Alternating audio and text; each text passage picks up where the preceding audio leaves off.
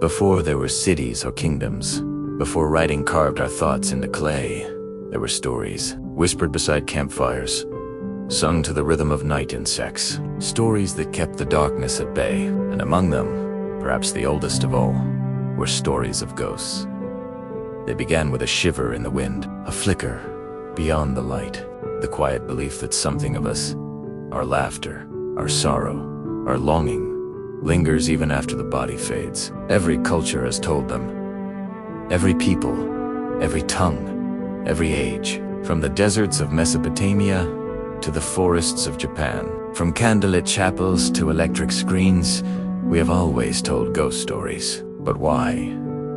Why do we, across thousands of years, keep returning to the dead? Perhaps, tonight, we can listen together to the oldest whispers beneath the world and hear what they've been trying to tell us.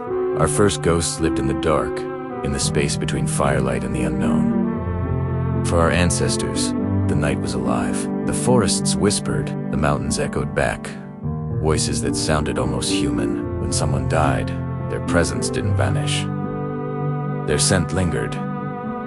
Their shape hovered in dreams. The world, it seemed, was full of traces, and so people began to tell stories.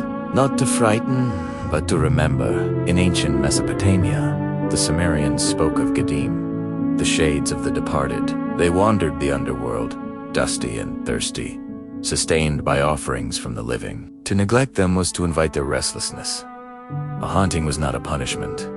It was a playa. In Egypt, death was a crossing, not a silence. Tombs were not prisons, but doorways. Letters were written to the dead, carved into pottery, left by bread and wine. Messages like, "Help me with my illness, intercede for me with the gods." It was conversation, not superstition. In Greece, the poet Homer described shades drifting in Hades, pale reflections of who they once were. Even mighty heroes needed offerings of blood to speak again. Memory, it seemed, required nourishment.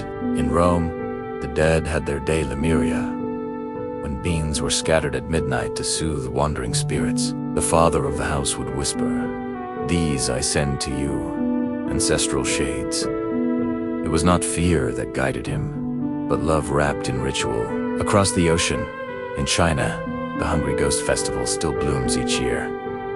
Lanterns float on rivers, incense curls into the night. Families prepare meals for ancestors who return home for a single evening, because remembrance is its own kind of feast. And in Japan, during Obon, dancers move in circles under paper lanterns. It is said that for 3 days, the veil grows thin, and the dead come home to dance among us. Not all ghosts are cruel. Sometimes, they are simply homesick. As centuries passed, faith and fear intertwined. In the age of cathedrals, death was no longer a mystery beyond reach. It was everywhere. Plague, war, famine, each reminder that life was as fragile as a flame. And so ghost stories changed. They became mirrors. In medieval Europe, ghosts were moral teachers. The spirit of a knight might appear, demanding justice for his murder. A nun might walk her cloister at midnight, whispering prayers for sins unconfessed. Each haunting was a sermon. Memento mori. Remember you will die. It was not meant to frighten, but to awaken. Every tale, a reminder to live well, to forgive, to love, before it is too late. Monks coped stories of souls in purgatory suffering not for cruelty's sake, but for redemption. The dead was still part of the living world, their pain echoing as warning and hope. When the printing press arrived, ghosts left the monasteries and entered the marketplace. Pamphlets sold tales of haunted castles and wandering spirits. People read them by candlelight, trembling, not at the horror, but at the recognition. Death has not forgotten us. By the 17th century, ghosts were not just spirits. They were conscience made visible. They spoke of regret, unfinished duty, and love enduring beyond decay. In every culture, the pattern was the same. To remember is to resist oblivion. A haunting, then, was not terror. It was testimony. Then the world changed. The industrial age flooded the night with light. Science promised reason for every mystery. And yet, amid the progress, people still gathered in darkened rooms to summon voices from beyond. In parlors and drawing rooms, candles trembled over tables. Hands joined. Questions rose. Is anyone there? The Fox sisters in New York claimed to speak with spirits through raps and knocks. They began a movement, spiritualism, where the dead became subjects of investigation. The haunting became an experiment, the afterlife, a theory. And so the ghost story adapted. Where once it sought comfort, now it sought proof. Writers like Charles Dickens, Henry James, and Mr. James brought the haunting to the printed page. In Dickens' A Christmas Carol, ghosts appear not as monsters, but as messengers Marley, bound in chains of his own making, pleading that the living learn compassion before it's too late. Victorian ghost stories were never only about fear. They were about morality in an age that worshipped progress, about emotion in a world learning to hide it, about humanity searching for meaning in the mechanical. Every haunting was an echo of conscience, a reminder that the soul still mattered, even in a factory world. Then came the 20th century, and with it, wars that scarred the human spirit. The ghosts of this era were countless, entire nations haunted by loss, millions gone, not one by one, but all at once. After Hiroshima, poets wrote of shadows seared into stone, traces of people burned into the very walls they leaned against. Even when the body vanished, the outline remained. In Europe, after the Great Wars, writers filled their pages with emptiness. The haunting was no longer a ghost's visit, it was memory itself. Grief became the new apparition. In film and literature, the haunted house turned inward. It became the haunted mind, in the turn of the screw, in the sixth sense, in the auteurs. The question shifted from what do ghosts want, to what do we fear to face. Because the truth is, ghosts are not always the dead. Sometimes they are the pieces of ourselves left behind. The regret that lingers, the love never spoken, the promise we never kept. To be haunted is to remember. To tell ghost stories is to admit that the past still breathes. Listen closely to the stories we tell now, and you will hear something beautiful. Modern ghosts they are not omens of doom, but guides. Pixar's Coco teaches children that remembrance is love. In Mexico's Dia de los Muertos, altars bloomed with color, the dead returning joyfully for one night.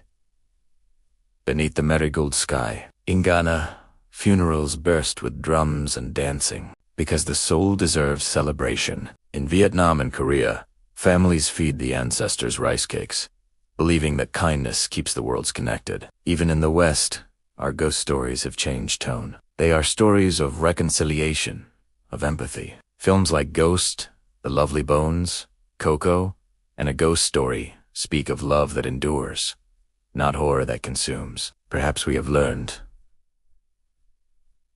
finally, that fear and love are siblings, born of the same ache. The wish not to be forgotten. Ghost stories remind us that death does not end relationships.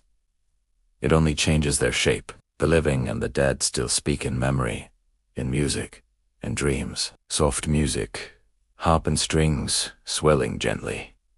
They remind us that life itself is fragile, that what we love can vanish at any moment, and that the only antidote to loss is remembrance. Every time we light a candle, whisper a name, or tell a story, we bridge the distance between worlds. Even science, with all its precision, cannot banish the mystery completely. Researchers have tried. Electromagnetic fields, infrasound, psychological projection, each an attempt to explain why we feel watched in the dark. But no instrument can measure the ache of longing. No sensor can record the moment a scent or song summons someone who is gone. Perhaps ghosts are not entities, but experiences. Moments when memory and emotion overlap so vividly that the boundaries blur. Psychologists call it projection, poets call it communion. And maybe they were both right. After all, The mind is a haunted house, filled with echoes, photographs, and doors that open when we dream. To be human is to live with ghosts, not as intruders, but as reminders of connection. So why do we tell ghost stories? Because they remind us that love leaves traces, that even when all else fades, the story remains. Every haunting is a love story. Every ghost, a heartbeat too strong to stop. When we speak their names, when we imagine them walking beside us, when we feel a sudden chill that feels like recognition, we are, in our quiet way, keeping the universe stitched together. Perhaps, in the end, ghost stories are not about the dead at all. They're about us, the living, learning to listen. Sound fades. Wind turns to silence. Then faint piano notes, like footsteps retreating. The candle flickers.